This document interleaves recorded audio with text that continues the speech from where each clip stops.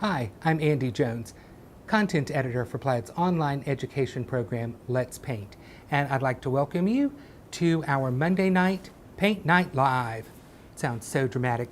I am joined here in studio by Dylan Estes, who will be relaying your questions and comments, as well as adding his own colorful commentary. So welcome, Dylan. Hey, everybody. And so I suppose, Dylan, we should jump right into it. We are going to be painting an impressionistic still life called Autumn by the Lake. And I did this on a 6x6 canvas.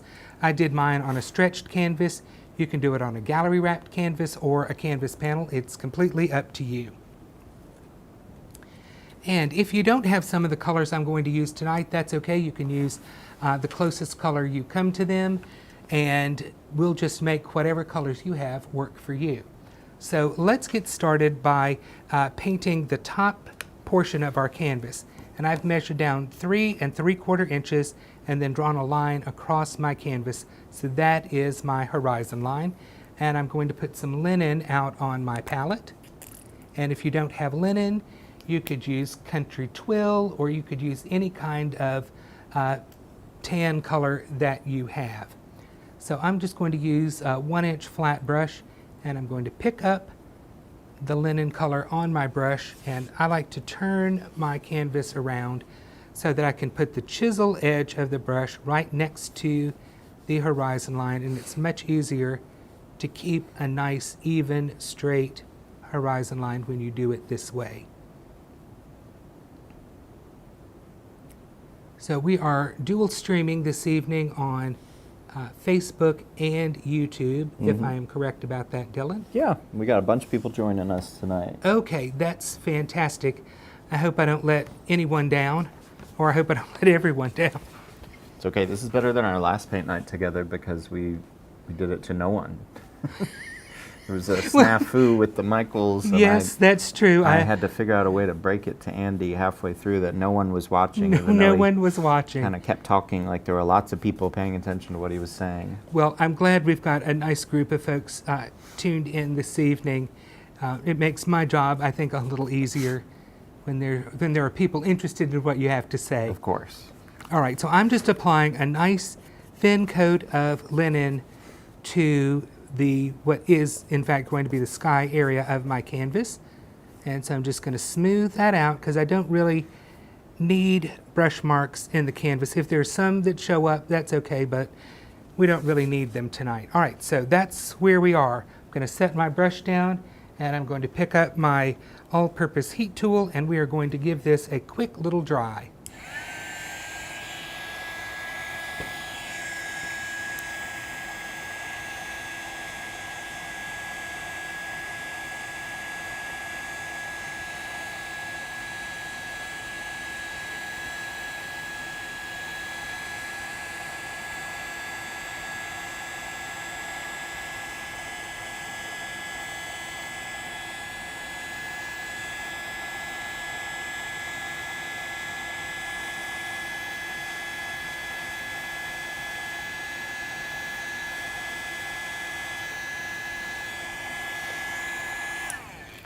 Okay, we are done with step 1.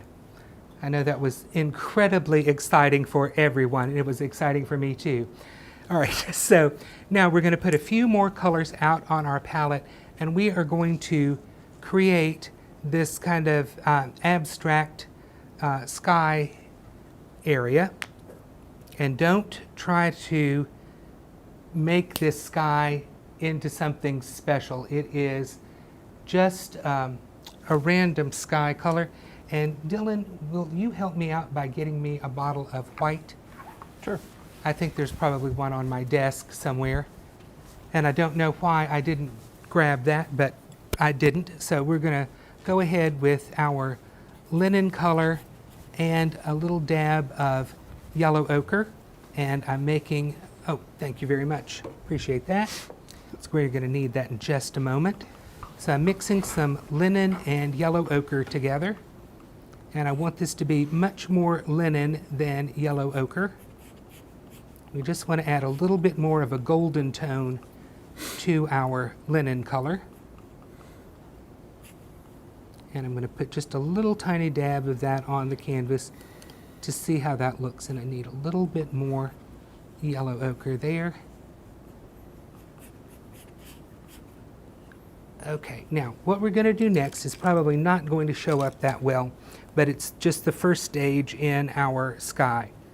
So I'm going to pick up some of this yellow ochre and linen mixture, and I'm tapping on the palette to pick up a small amount of paint on the back side of my palette knife.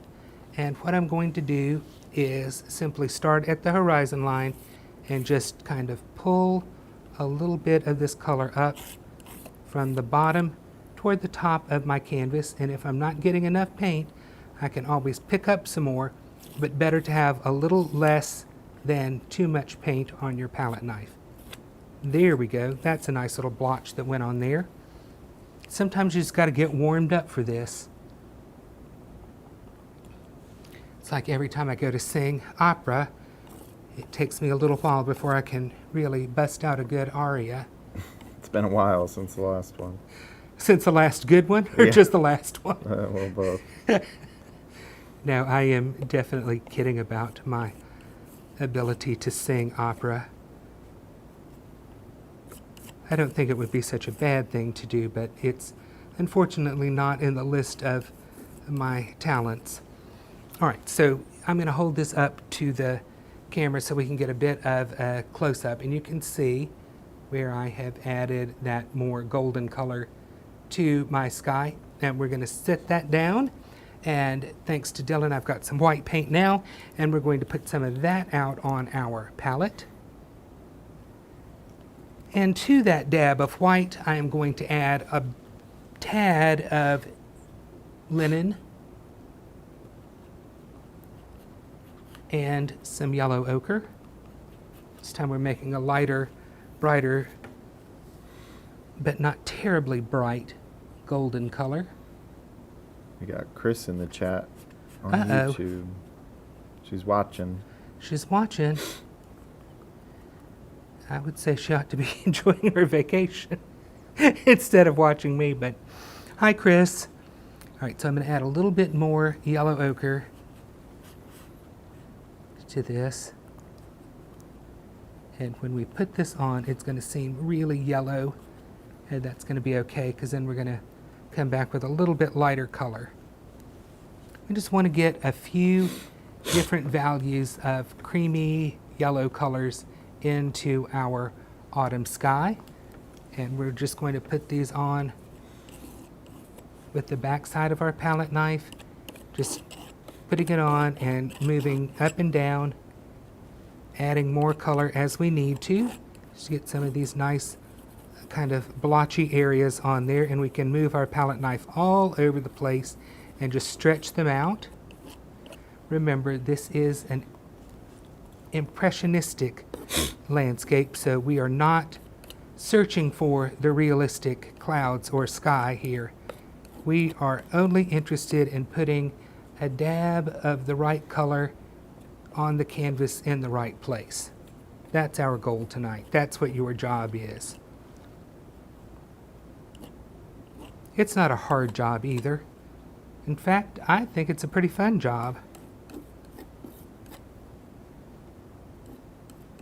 All right, so we've done a pretty good job of covering up most of what we put on there before, but you can still see that there are some of those little more golden tones that are peeking out here and there. And before we move on, I want to give this a quick little dry.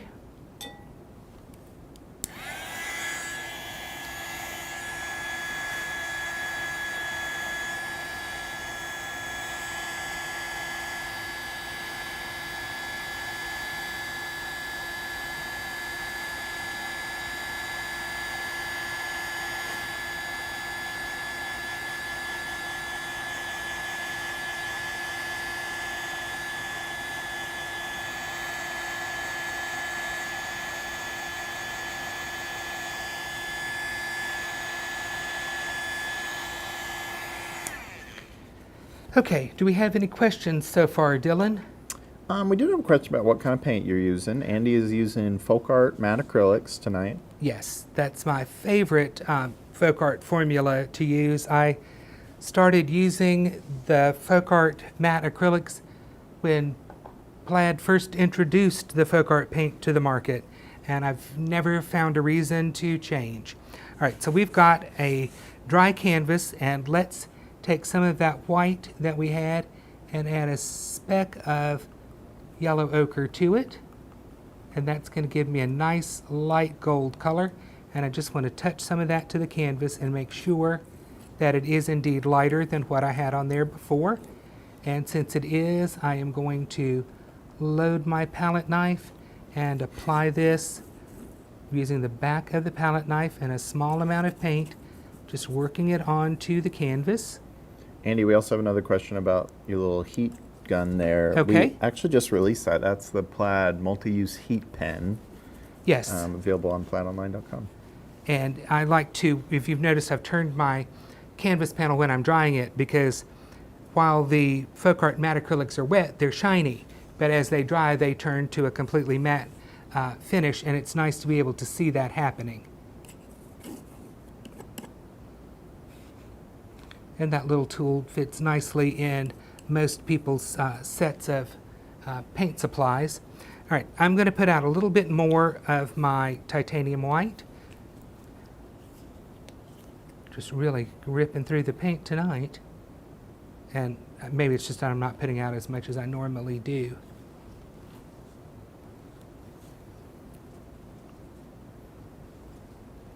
To say it's a little tough being down here teaching tonight, Dylan. Oh, yeah? Yes, my sweet new baby Oh, Angel Vera. is at home. She's at home by herself. She's going to sleep whether you're there or not. Well, that is true.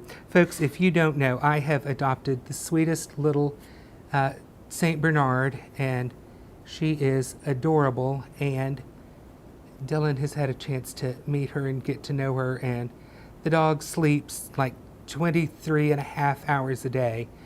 I was one of those crazy puppy daddies and got one of those pet cams, and I might as well have just gotten a still camera for all the action that dog shows.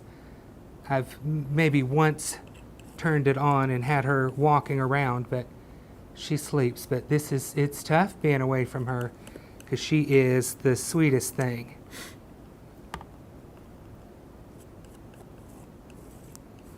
And today I was filming a session of Art Talk, which is going to be released in a couple of weeks, and we were painting a cow, and Stephen goes, "Well, you literally have a cow living at your house with you." So Vera is my new little house cow. All right, so that is our sky done. Now, it's probably different than the sky that I had on the original canvas, and that's just fine. Every painting should be a little bit different.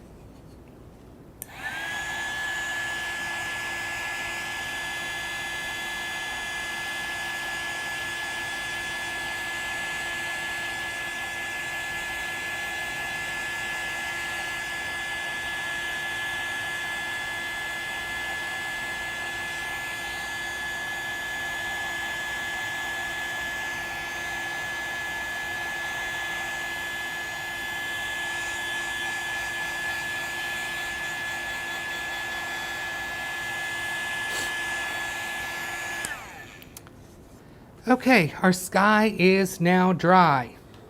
So that means we are ready to start building our trees. So I'm going to bring this up close so that you can see that we have some grayish green trees that are further in the background, and then we have our fiery orange and red trees right next to our lake. So we're going to start painting in these grayish green trees. So I'm going to put a little pure black on my palette.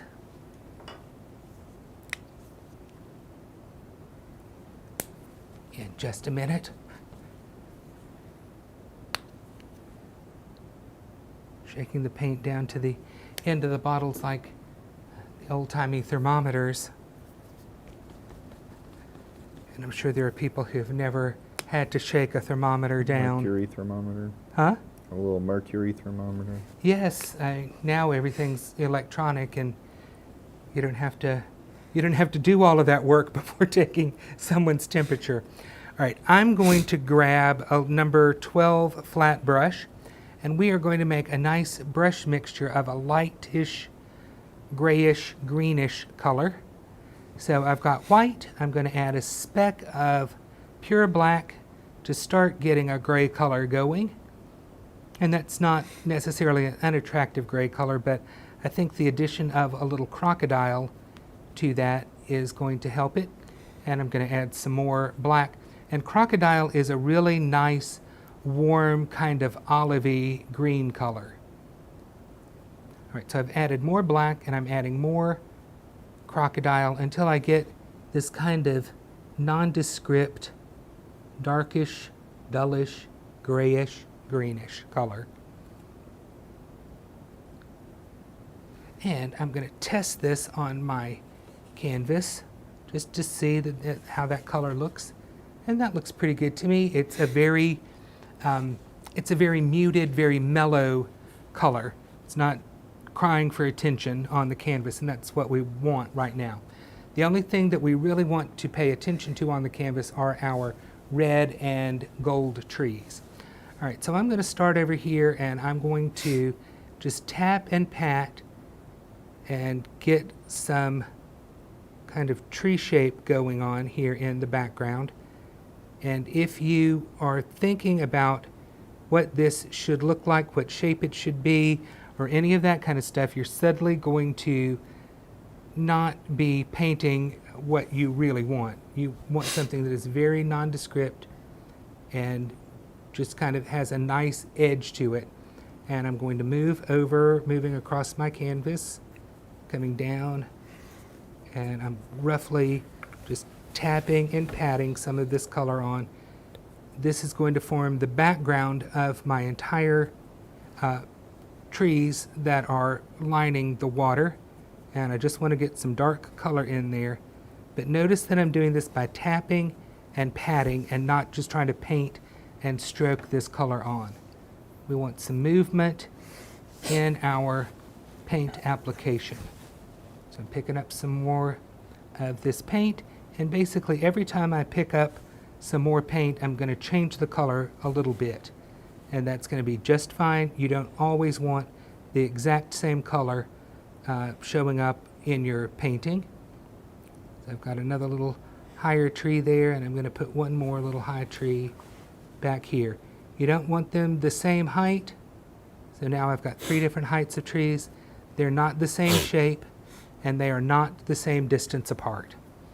So someone out there, if you want to needlepoint a pillow, the phrase that goes on it is never the same size, never the same shape, never the same distance apart.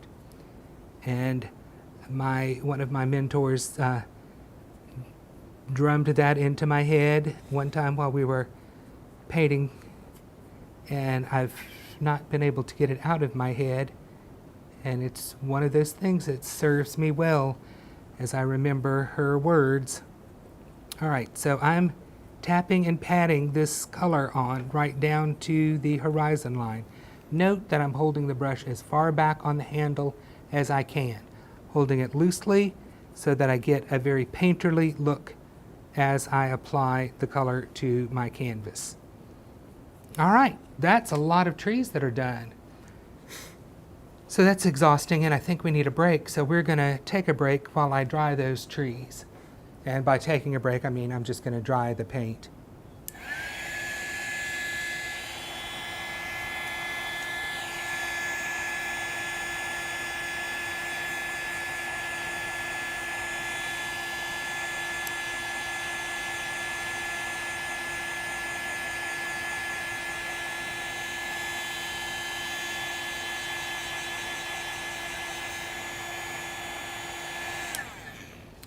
Okay, so we've got background trees done. It is time to put some vibrant autumn colors out on our palette. So I am going to put out some Barnyard Red, which is a wonderful rusty red color that still has some life to it. It's not a dull rusty color. So let's go ahead and put out a little hot saffron on our palette as well.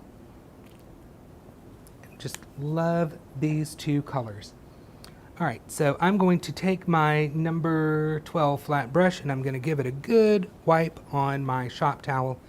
And I really am just folding my shop towel over the bristles of the brush and pinching very well to remove as much paint from my brush as I can. That is a good way to get paint out of your brush without dipping it in water. So on my palette, I have some pure black. I've got Barnyard Red, and I'm going to pick up Barnyard Red on my brush. And I love this color. So pretty. And then I'm going to pick up a little tiny bit of black just on the very corner of my brush and mix that in to tone down or make a darker shade of this red color, because when you add black to a color, you make what is called a shade of that color. So we're making a nice dark shade of Barnyard Red. If you've ever wondered where that term, just make it a shade darker, or I like that shade of color, whatever it might be, that means that that color has had black added to it. It's a very specific artistic term. All right, now I've got this beautiful shade of Barnyard Red, and I'm going to look at my painting, and I'm going to start where I want the top of this little bit of red tree to be the tallest. And so I'm going to make that bit right here, and then I'm going to spread this out, tapping and dabbing on my brush. And I'm going to carry that over to where I'm going to have a gold tree here. So we're not going to do much more there, but we are just tapping and patting this color on. And I'm going to stop right now and bring this up for a close detail, because I want you to see how interesting this edge of this tree mass is. That's a pretty interesting shape that I've got going on there. And I wanted to call that to your attention because I think it's important that you see what I'm talking about. The edge of this mass of color is very interesting to the eye. And that's what makes the painting interesting, or having interesting shapes of color. So once again, I'm tapping and patting this color on and bringing it right down to my horizon line. Are there any other questions while I'm doing this, Dylan? No. Okay. We've got some people enjoying the painting. How soothing. Okay. It's that, what are those 4 letters that are like the soothing sounds? Oh, I don't know. ASMR? Oh, ASMRs. Yeah. ASMR, which is exactly what my voice is all about. Yeah. Which folks, I am only kidding. I have heard my voice and I know that it is not those dulcet tones that folks like to listen to endlessly. I think I am one bit away from fingernails on a chalkboard sometimes. All right, so we have our red mass of trees over here that are on the left side of our canvas, and then we're going to do basically what is going to be 2 areas of trees over here. We have 2 areas of trees over on this side, and we want these red trees to have a different shape than these 2 tree shapes. And I'm sorry if you're at home playing a drinking game and every time I say the word shape you have to take a drink. I apologize for that. All right, so we've got our beautiful shade of red, and I'm going to put some red on and make a beautiful tree shape over here, or what I'm hoping is a beautiful tree shape. It's pretty nice. Got some edges to it. And then I want another tree shape here, and I'm just tapping with the corner of the brush and then kind of being sloppy and laying the brush down, and I'm creating tree shapes. And the only thing I'm ever really watching and paying attention to are what the outside of these tree shapes look like. Once I've got that foundation established, then the rest of it's just some quick tap, tap, tap, pat, pat, pat, and get some color on that canvas. And we bring it right down to that horizon line. And if you want to, you can turn your painting upside down, and it's just a little easier to tap right along the horizon line and pat that color on. Woohoo! That's a lot of tree painting. Got 3 sections of crimson foliage laid in there. Let's give this a quick dry.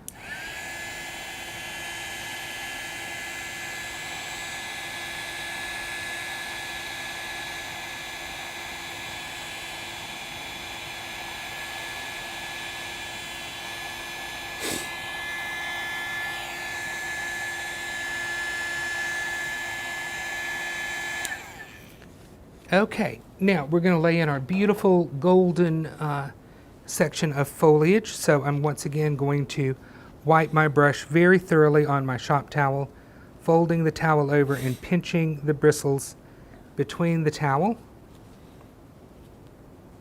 There's also another reason for doing it this way. When I've done that wiping, I don't have paint on my hands because I'm folding my towel over and pinching and wiping. That's a good way to keep your hands clean as well as your work surface clean as well. All right, let's check what we've got going under there. All right, so I'm going to take a little bit of my yellow ochre, and we had lots of barnyard red and a little bit of black in the brush, and none of that seems to be coming through. So I'm going to pick up just a little bit of barnyard red and make this golden color a little bit more red and a little bit darker.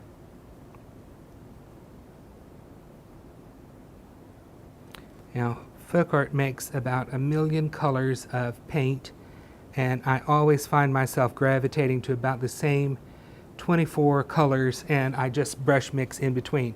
If you are more comfortable squirting paint out of a bottle, you can probably find a color that is a little rustier than yellow ochre, and if you want to use that bottle, that is absolutely fine with me. All right, so now that we've got our rusty yellow ochre, let's put in our golden area of foliage. So we're going to start where we want the top of that to be, and we're just tapping and dabbing that on, and then we're kind of sloppily letting our brush kind of fall to the side. And we are tapping and dabbing and creating a lighter area of this beautiful gold foliage.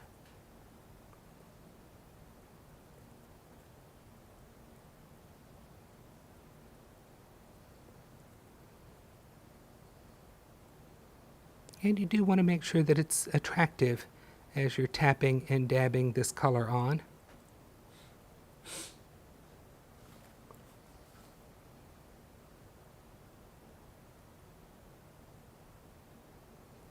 And I know for some of you, it is starting to be leaf peeping season in your area.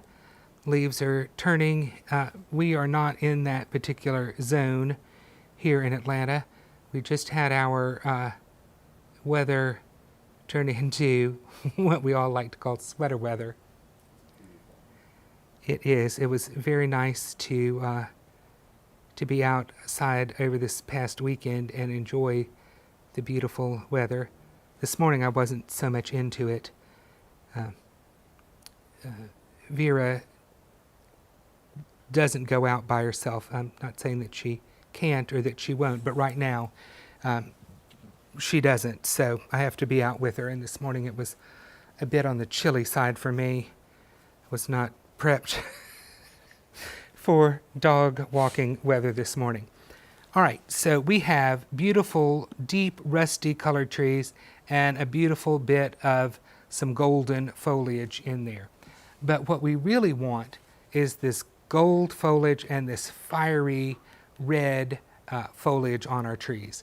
So I'm going to achieve that foliage by setting my number 12 flat brush aside, and I'm going to pick up my palette knife again. And I'm going to start with some Barnyard Red, and I'm also going to put out one of our new folk art colors, which is called Imperial Red. And this to me is just exactly the kind of red you think of when you think of a beautiful Christmas bow, a velvet bow or something at the holidays. It's absolutely a stunning red color.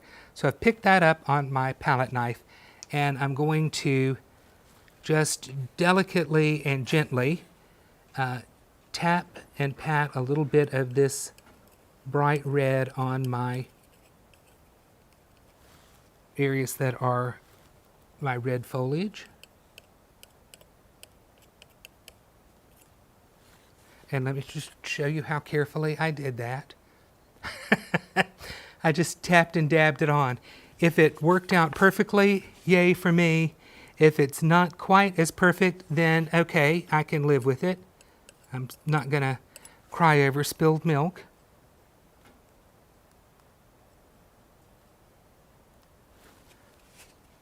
And I'm going to come over here to this other area of red foliage, and I'm going to do the same thing with my, I have a little bit of Barnyard Red, but mostly Imperial Red on my palette knife, and I'm tapping some of that on, and it happens to be working out pretty well this evening. Just, you know, just so you know, it doesn't always work out perfectly. It's always great when you're live on the internet, and it sometimes feels like the whole world is watching and waiting for you to make a mistake. It's great when it turns out very well. All right, so I'm going to take my heat tool and dry this red real quick.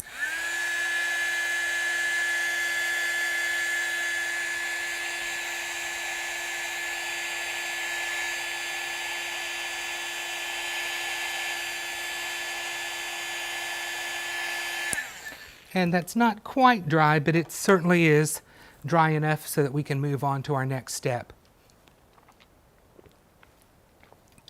And for our next step, I'm going to repeat with the palette knife the application of some foliage. So I'm going to take a little tiny dab of Imperial Red, and I'm going to pick up some hot saffron, mostly hot saffron, but we want to bring a little bit of that previous color forward.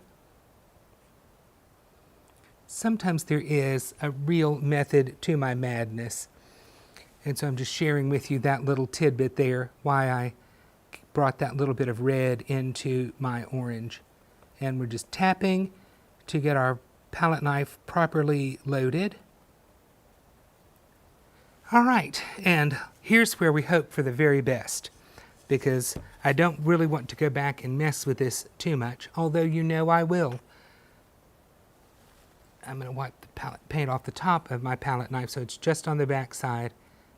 And there we go. Woohoo! Look at that. That went on pretty well. Loving that. And I can just come back with some pure orange by itself. And if I need just the brightest of orange highlights, we can put that on there. But that's what we're looking for. There it is, up close for a detailed shot. All right, now we've got some more to put over here on the right-hand side of our canvas. And I hope you all see that this is coming together pretty quickly. And hopefully we're not stressing anyone out. That's not my job or my goal tonight. Don't want to stress you all out. I want you all to have fun when you paint. I have been painting and, well, really teaching painting since I was 14, and I have enjoyed teaching people to paint and have enjoyed painting most of my life. And it is one of the things that just brings endless joy, and I want people to really have that same sense of fun. All right, so without getting too preachy, there you go with beautiful flaming oranges on the right-hand side of your canvas. And just as long as I'm preaching my little art ideas to you all, painting fast is not necessarily a goal of mine, and I don't care if a painting takes me 20 minutes or 20 days to get it done. It's more about doing the painting and having fun creating the painting than it is doing it in any specific amount of time. All right, so I've got yellow ochre on my palette knife now, and we're just going to tap some of that on this center mass of trees and leaving some of that darker color to show there. And if you want to, you could add a lighter yellow to this. You could add some medium yellow or sunny yellow if you wanted something brighter there, but I think that's going to be just fine. And now checking my painting, I see that it is time to use our liner brush. Now, you can use your liner brush or you could use your number 10 filbert brush. It doesn't really make any difference, but I'm going to use my liner brush tonight, and I've got a number 2 script liner brush, and I am loading it with some black and just a tiny dab of crocodile so that the black isn't dead. We want that black to have a little bit of life to it, and I'm thinning my paint down with just some water. And after you've touched your brush in water and you've thinned down paint, I always like to recommend that you touch the brush to your towel where the bristles and the ferrule come together, and that will take any excess paint out of the bristles and any excess moisture on your ferrule so that you don't end up with a little errant drop of water that runs down and ruins your painting. All right, so we're going to put a few little tree trunk branches on here, and I'm starting at the horizon line, and I'm just going to put a couple of branches on here. And the branches are fairly thin, fairly straight as they branch off. Please do not paint curly willow branches or branches that look like a Medusa head of hair. They should not look like snakes. That is absolutely not what you are searching for.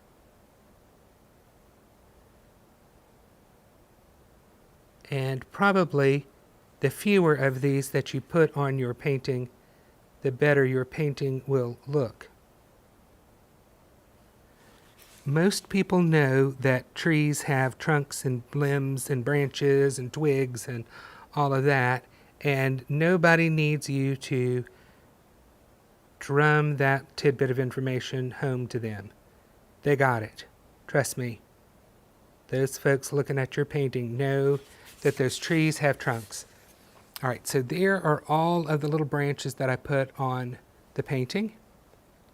And what we're going to do now is we're going to hide some of those branches or cover them up or make them part of the trees by using our palette knife again. And here in the middle tree where I'd have some yellow ochre on the tree, I've got a little bit of yellow ochre on my palette knife. And now I've got a little bit of yellow ochre covering up some of those branches. So do you see how quickly that worked? Yay, everybody saw that. Great. All right, now let's take some of our hot saffron and let's just touch a little bit of that on both sides of this, simply to hide some of those branches that you just worked so hard to put on there. And yes, I understand that kind of defeats the purpose, but it buries them within the foliage, and that's exactly what you want, is the tree branches to be part of the design and not something that is sticking out in front of your foliage. Okay, if we don't have any questions, Dylan, I'm going to move on to the water. Okay, thank you. Love that.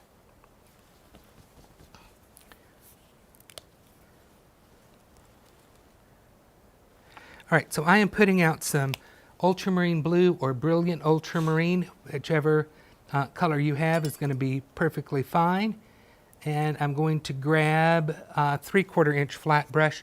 You could use a bigger flat brush if you wanted to, but what I'm going to make is a deep dark blue-gray color. So brilliant ultramarine, pure black, making a shade of blue.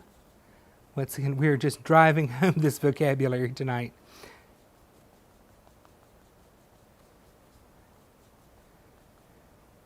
It's the only way I get to prove that I went to art school. Do you have the fancy words, Andy? Yes, I do.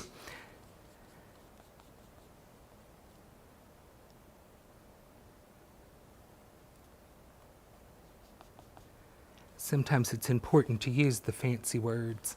All right, so I've got this dark bluish gray color, and I'm going to use the chisel edge of my brush, and I'm going to basically scooch this right up next to the trees at the edge of my lake. And for some reason I'm picturing this lake being somewhere very close to New York City, so that you can look at the beautiful foliage, go into the city for a great show and to a great restaurant. Just the best of all worlds. There's probably a very busy road right behind all these trees. All right, so we are slapping this dark blue-gray color on.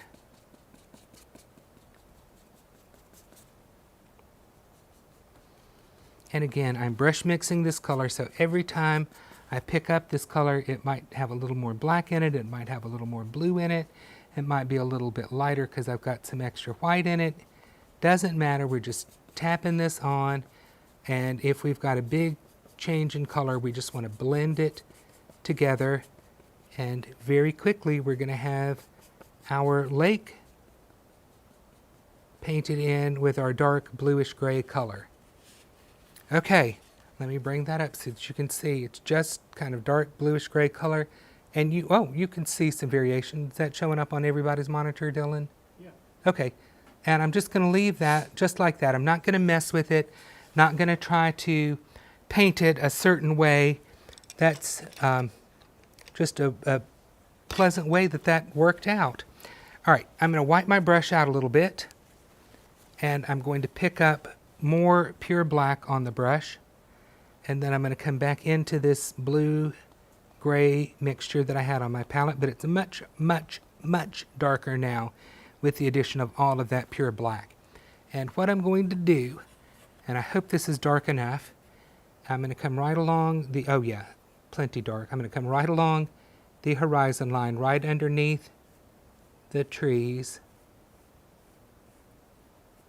And I want you to see that I've just kind of scrubbed on that really, really dark blue color. And it's a little bit thicker over here, and I'm not in love with that, but I also don't hate it. So I'm just going to wipe my brush off a little bit, and I'm going to come over here, and I'm just going to pull that blue color down just with some vertical strokes. And I'll do it all the way across, just light vertical strokes from the horizon line, just pulling down, and whatever's going to happen is going to happen. But now you can see that that dark color over here on the right looks much more intentional. But we've got dark at the top of our water, at the top of the lake. And now what I'm going to do is lighten up this color and add more blue to it, so it's going to be more pleasing to the eye. Because, as you all know, a thing of beauty is a joy forever. So let's make our painting a thing of beauty. So more blue in with this. So we're making a lighter bluish gray color. And I'm going to begin to, I don't want too much paint on my brush, so I'll blot a little extra off on my shop towel. And kind of over here to the left, I'm going to set my brush down parallel to my horizon line, and I'm going to just tap, tap, tap a little line across. Show you what that looks like. See, tap, tap, tap that color on there. And then I'm going to take a little bit more color off of my brush.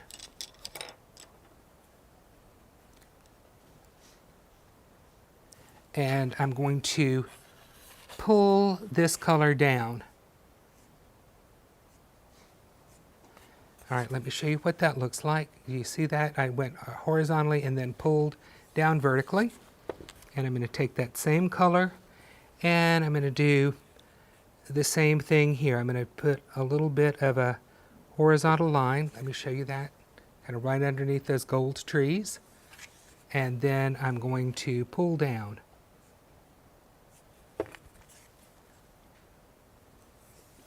I'm going to move over further to the right. And not at the same height. Set a couple of little horizontal dashes on there. Take the excess paint off my brush and pull down. Notice that these are not the same size. They're not the same distance apart. They're all three just a little bit different. Okay, if you've made it this far, you are doing great. All right, so what I'm going to do next is to take my palette knife and I'm just going to scrape together this kind of bluish gray color that I was just using. And once again, I'm out of white. How can that happen, Dylan? Do you need more? No. I'm just didn't put out enough on my palette. Usually I start out with a giant puddle of white and I've got enough to do a couple of canvases, but tonight I had to put it out a couple of times. All right, so I'm going to lighten this puddle of white, this puddle of blue, my bluish gray color, a little bit with some white. It's making a lighter color there. And I'm going to pick up a little bit of extra paint just on one edge of my palette knife. And I'm going to give it a quick little flick on my canvas. So you're going to have to turn your palette knife. It's going to feel a little awkward in your hand. But in order to get the palette knife on the same parallel line as your horizon line and your lines that you've just put in your water, you have to angle your palette knife. And so I'm going to set that palette knife down and give a little flick downward. And now you see those beautiful little glimmers on this shimmering lake. All right, any questions about that? Okay. Sometimes this seems so simple until you are the one holding the palette knife. And then it's like, I don't believe it was as easy as he just made that look. And I will tell you, your palette knife is just like any paint application tool. Whether it's a brush or whatever it is, you have to practice with this and you have to work with it in order to be able to make it work for you, just like your brushes do. All right, so we've put that on our middle section of the water. And I'm going to take that same technique and I'm going to do it over here. And if you don't get enough paint, you got to stop and pick some more up, because you can't put paint on the canvas if you don't have any paint on your brush. Maybe that's what we need to needlepoint on a pillow. All right, so I'm just bringing some of this down a little bit further. And I have almost no paint on the brush, on the palette knife. Sorry, it's all the same to me. All right, so we're going to come back and just do a little heavier pull. Okay, so now we've got some more lovely little sparkly bits on our lake. And I'm going to wipe my palette knife off. I'm going to pick up some ultramarine blue and some white. And we're going to make a nice clean blue that's just a little bit lighter in value. But because this blue is much cleaner, it has no black in it to make it a shade darker. It's just pretty nice clean blue. So pick up a little paint on the back of my palette knife, that little extra right on the edge, not doing anything different than what we did before, but I'm going to set it down and do a quick little pull.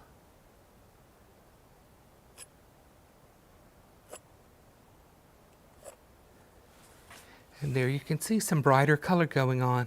And it's really, to me, it's really starting to look very, very pretty. And I am not really working very hard to get that kind of look. So a little bit of that light blue color and a little bit of white, and we'll mix up a lighter blue tint, since we're talking about all vocabulary words tonight. when you add white to a color, you create a tint of that color.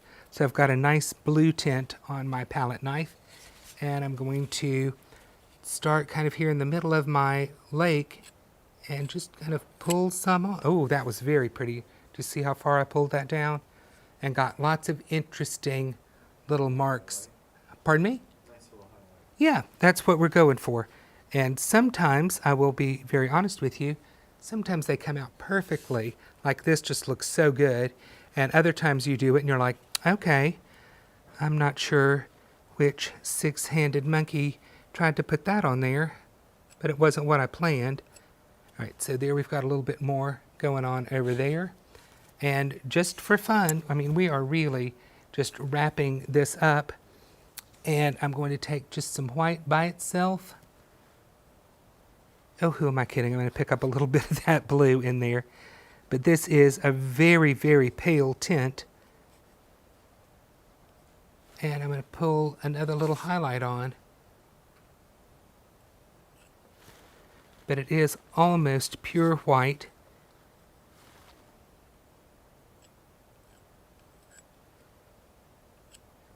And I'm thinking, before I mess this up, I'm going to call that done. So it's a very, very simple, very little abstracted autumn scene. So you've got your sky with its gold tones. You've got grayish green trees in the background and these fiery reds and yellows, and your very cool, icy blue tones in your lake. I don't think you could ask for anything more in your fall or autumn by the lake landscapes. So unless we have any final questions, we're just about done tonight. I think we wrapped it up. We've got one saying that you're a wonderful teacher and the students never painted but feel like they've learned so much. Well, that's very good, and I thank you for that. It's always the goal of a teacher to have students learn something. Maybe it's a whole new way of thinking about painting, or sometimes it's just simply how to tap the excess paint off your palette knife. But I thank you all for joining us tonight, those on YouTube and on Facebook. So we look forward to painting with you again in the very near future.